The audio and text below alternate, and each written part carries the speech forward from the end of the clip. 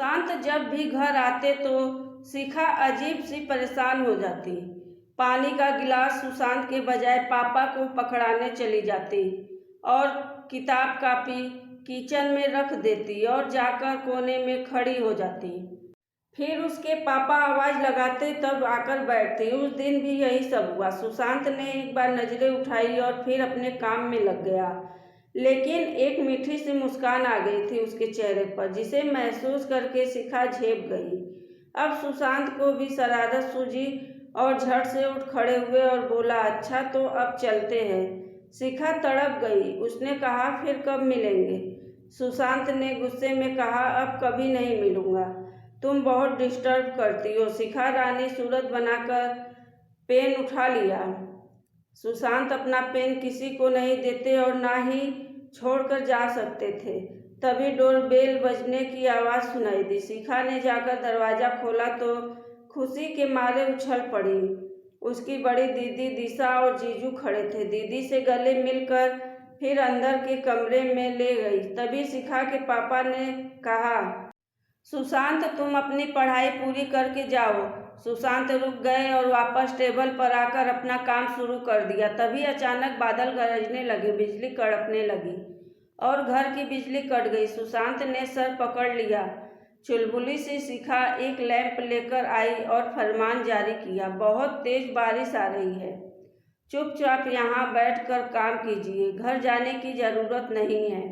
आज खाना मैं बना रही हूँ, आपको खाना पड़ेगा। सुशांत ने कहा, ना बाबा ना, तुम्हारे हाथ का खाना खाने से उपवास कर लेना अच्छा।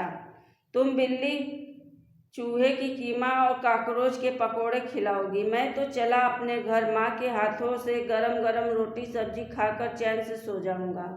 शिखा पाँव पटकती अंदर चली गई और भुनभुनाने लगी कि एक दिन पक्का चूहे से कटवा दूंगी और कॉकरोच शर्ट में डाल दूंगी, तब मज़ा आएगा। शरारती ख्याल आते ही चेहरा खिल गया और दौड़कर ड्राइंग रूम में आई। तब तक सुशांत जा चुके थे।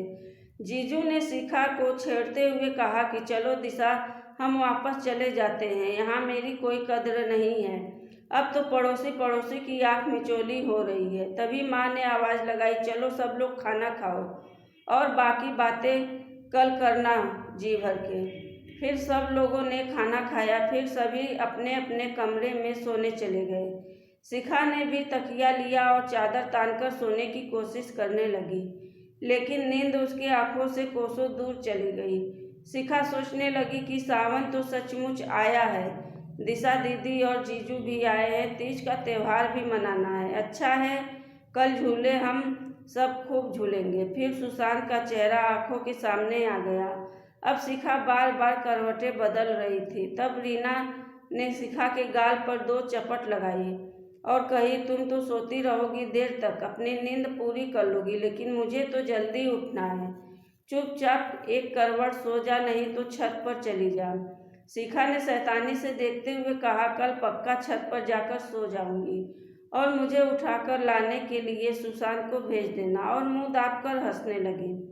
नालायक, बदतमीज, ढीठ कहीं की, देख कल से सुशांत का आना ही बंद करवा देती हूँ। पापा को बता दूंगी तुम्हारे इरादे कुछ ठीक नहीं लग रहे हैं।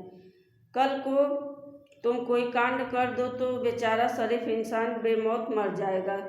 अब शिखा ने रीना के मुंह पर हाथ रख दिया और बोली, मत बोलना, मैं कुछ नहीं करूँगी। मुझे भी पापा और माँ का डर है और जीजू तो ऐसे ही बहुत जलते हैं सुशांत से। अब शिखा ने धीरे से रीना का हाथ अपने हाथों में ले लिया और दोनों सो गई। जब 8:30 बजे दिशा ने जगाया तो शिखा हड़बड़ाकर उठी, अरे मुझे किसी ने जगाया क्यों नहीं, मुझे मॉर्निंग वॉक पर जाना था। कोई बात नहीं साली साहिबा, हम इवनिंग वॉक पर चलेंगे, गोलगप्पे भी खाएंगे और कुल्फी भी चख लेंगे, बोलते हुए दिनेश दरवाजे तक आ गए। अब शिखा उठकर जीजू के पास गई और कहा, पक्का ना शाम को हम सब चलेंगे ना? हाँ भाई हाँ, पक्का चलेंगे, लेकिन तुम सुशांत को मत बुलाना। कौन सुशांत? कहाँ का सुशांत? दिशा ने कहा, चुप कर नाटकबाज, चल जा जल्दी से तैयार हो जा, फिर हम सब मार्केट जाएंगे, तीज का सामान लाना है। और सब तैयार होकर चली गई। अपने समय पर सुशांत आता है, तभी शिखा के पापा ने पानी लाकर दिए तो सुशांत ने पूछा, शिखा, रीना, दिशा सबके सब कहाँ हैं? शिखा के पापा ने कहा, सब लोग मार्केट गए हैं, बिटिया आई है, पहला तीज है। इतना कहकर वह किचन में आकर चाय बनाने लगे तो सुशांत अंदर आया। फिर कहा, सर आप बैठिए, आज मैं चाय बनाता हूँ। शिखा के पापा ने कहा, चलो ठीक है बेटा, 2 प्याली चाय बना लो, सुकून से चाय पी ली जाए, फिर तूफान एक्सप्रेस आएगी तब 2 घंटे तक चक चक जारी रहेगा। सुशांत बड़े धीरे से मुस्कुराए और चाय छानने लगे। 2 कप के बाद भी थोड़ी सी चाय बच गई थी। तभी तूफान मेल का इमरजेंसी लैंडिंग हुई और किया धमाका। वाह, किसी ने खूब कहा है, दाने दाने पर लिखा है खाने वाले का नाम, नहीं नहीं, प्याले प्याले पर लिखा है पीने वाले का नाम। अब बची हुई चाय तीसरी प्याली में डालिए और अदब से मेरे पास लाइए। अभी मैं सुशांत वर्मा हूँ और आप शिखा राय हैं। और सचमुच सुशांत के कुर्सी पर बैठ गई। पापा ने पूछा, तुम अकेली कैसे आई? बाकी सब कहाँ हैं? ऐसा है कि चाय की खुशबू मुझे खींच कर ले आई।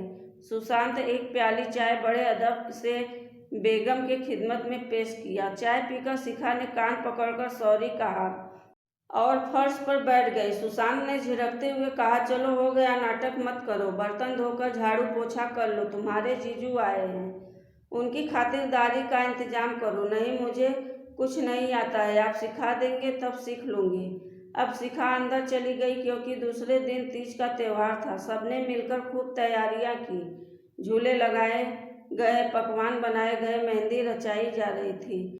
अब सुशांत घर जाने के लिए अपना किताब कापी समेटा, पेन जेब में डाला और चलने को हुआ तो शिखा ने पेन झपट लिया, कहने लगी, रुक जाइए ना थोड़ी देर। सुशांत ने कहा, आज नहीं कल रुक जाऊंगा, तुम तीज करने वाली हो ना, मैं कल देखूंगा तुम्हारा पूजा पाठ सजना संवरना। कभी तो लगो जैसे कोई सभ्य सुशील नारी हो। अच्छा, तो क्या मैं असभ्य हूँ, बदतमीज हूँ, शैतान हूँ? नहीं मेरी दादी अम्मा, तुम तो साक्षात देवी हो। क्षमा करो माते और मुझे आज्ञा दो, माँ राह देखती होगी। ओह सॉरी, आप जाइए जल्दी से, कल के लिए बोल कर आइएगा प्लीज। सुशांत ने कहा, ओके। अब दूर तक शिखा देखती रही, जब तक अपना गेट बंद किया तब तक निहारती रही। दूसरे दिन शिखा की नज़र हर श्रृंगार के पेड़ के नीचे गिरे हुए फूलों पर पड़ी। 2 फूल थे।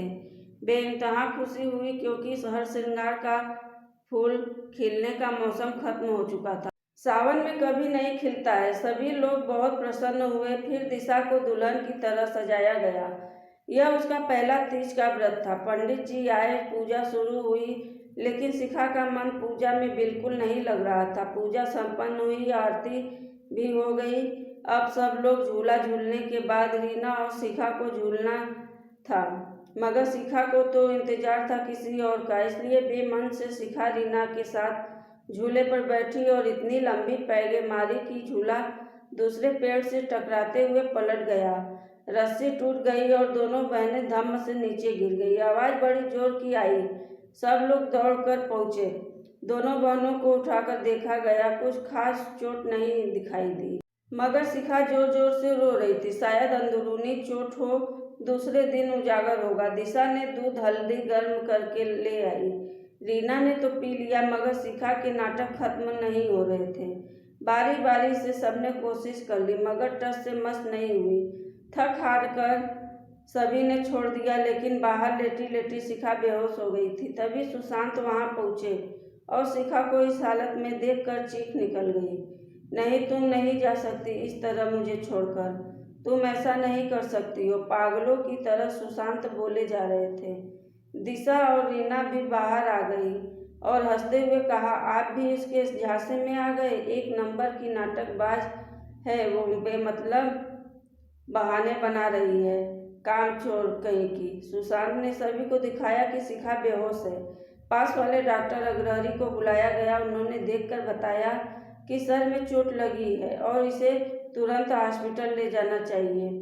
सुशांत ने शिखा को उठाया और लगभग दौड़ते हुए हॉस्पिटल में पहुंचा। उस हॉस्पिटल में उसकी भाभी डॉक्टर थी, इसलिए तुरंत इलाज शुरू कर दिया गया। पीछे से परिवार के बाकी लोग भी पहुंच गए। दिशा को चक्कर आने लगा। शायद पहली बार निर्जला व्रत किया था, इसलिए या फिर शिखा की हालत देखकर। डॉक्टर वर्मा ने कहा कि राय साहब को छोड़कर बाकी सब लोग घर चले जाइए। यहाँ भीड़ लगाने से कोई फायदा नहीं होगा। जैसा भी होगा फ़ोन करके बता दूंगी। राय साहब ने दिशा का ख्याल रखते हुए सभी को घर भेज दिया और डॉक्टर वर्मा ने सुशांत से कहा, तुम थोड़ी देर यहाँ रुक सकते हो तो रुक जाओ। सुशांत ने कहा, हाँ रुका हूँ। सोती हुई खामोश शिखा बिल्कुल अच्छी नहीं लग रही थी। हमेशा से उसके बक बक कर खींचने वाला सुशांत उसकी खामोशी पर खींच उठा था। तभी शिखा के शरीर में हरकत शुरू हो गई। सुशांत रोक नहीं पाया खुद को और शिखा को बाहों में भरने की कोशिश करने लगा। बीच में आ गया ऑक्सीजन का पाइप और तार निकल जाने से अलार्म बज गया। अफरा तफरी मच गई। डॉक्टर नर्स सब पहुंच गए। सुशांत संभल कर दूर हो गया। शिखा आंखें खोलकर चारों तरफ भयभीत निगाहों से देखने लगी।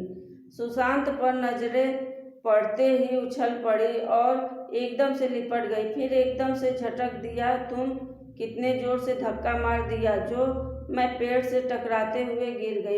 मेरी नाक टूट जाती तो मेरी शादी भी नहीं होती, फिर आपके छाती पर मूंग दलती रहती। और हंस पड़ी। सुशांत बहुत डर गया, लेकिन डॉक्टर वर्मा को राहत महसूस हुई। डॉक्टर वर्मा ने शिखा को लिटा दिया और राय साहब को बताया कि अब खतरा टल गया, चिंता की कोई बात नहीं है। शिखा ने सुशांत को आवाज़ दी और कहा, मेरे पास आइए ना, मुझे डर लग रहा है। सुशांत समय की नज़ाकत को समझते हुए चुपचाप उठकर शिखा के पास चला गया। शिखा ने धीरे से सुशांत का हाथ पकड़ लिया। सुबह हो चुकी थी। शिखा मरते मरते बच गई थी और सिर्फ बची ही नहीं, उसे एक सरप्राइज भी मिला था। सुशांत का प्यार, बेशुमार बेइंतहा मोहब्बत। अब दोनों एक दूसरे से गले लग गए। अब राय साहब ने कागजी औपचारिकता पूरी की। कैब से तीनों लोग घर लौटे। अभी मुश्किल से 5 मिनट जुबान को आराम दिया होगा और शुरू कर दिया सुशांत का क्लास लेना। कल आने में देर क्यों कर दी? जल्दी आ गए होते तब ठीक से झुलाते, तब तो नहीं गिरती ना। अच्छा तो मैंने मारी थी लंबी पैड। बेवकूफ़ियाँ खुद करो और इल्ज़ाम दूसरे पर। वाह भाई वाह, कमाल करती हो तुम तो। तब तक राय साहब ने ऐलान करने लगे कि अगले तीज के त्यौहार पर झूले नहीं पड़ेंगे। तभी शिखा ने कहा, पापा आपका कानून इस घर में ही चलेगा ना? मैं अपने ससुराल जाकर झूला डाल सकती हूँ ना? सचमुच कितनी ढीठ और शैतान है यह लड़की, कभी नहीं सुधर सकती। तुझसे शादी कौन करेगा ऐसी बिगड़े लड़की से? उसकी माँ ने कहा तो सब लोग हंसने लगे और शिखा चुपचाप सुशांत के पास आकर बोली, बता दीजिए ना कि आप मेरी शादी करवा देंगे।